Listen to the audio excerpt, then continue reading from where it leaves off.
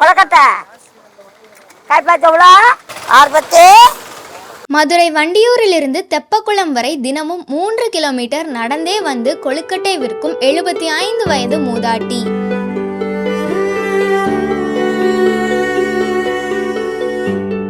மதுரை வண்டியூர்ல இருந்து தெப்பக்குளம் வரைக்கும் தினமும் சுமார் 3 கிலோமீட்டர் நடந்தே வந்து மாலை நேரத்துல ஒரு தூக்கு பாத்திரத்துல 6 கொழுக்கட்டை 10 ரூபாய்னு அங்க வர்ற ஒவ்வொருத்தர்கிட்டையும் போய் தான் கொண்டு வந்த கொழுக்கட்டை எல்லாத்தையும் வித்துட்டு வெறும் 50 ரூபாய் லாபம் பாக்குறவங்க தான் சகுந்தலா பாட்டி.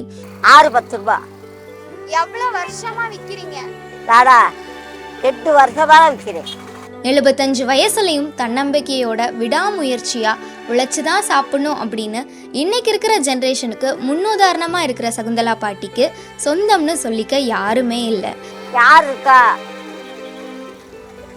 இருக்கா கொடுக்க? யாரை பார்த்தாதாலே சாப்பாடு கிடைக்கும். யாரு 10 ரூபா கொடுக்குறாங்களா? இல்லை. ஆனா இது நினைச்சு பாட்டி முடங்கி போகவும் இல்லை.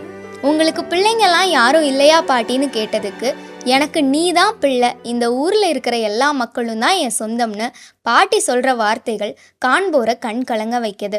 பசங்க குழந்தைங்கெல்லாம் நீதான் குழந்தை.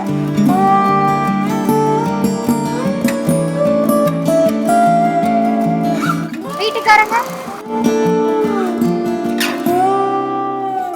இப்படி தள்ளாத வயசுலையும் தன்னம்பிக்கையின் உச்சத்தில் இருக்கிற சகுந்தலா பாட்டியை நம்ம ஹைலைட்ஸ் சேனல் சார்பாக வாழ்த்துறோம். உங்க வீடு எங்க இருக்கு? வண்டியூர். எப்படி வருவீங்க டெய்லி? நடந்தே வந்து.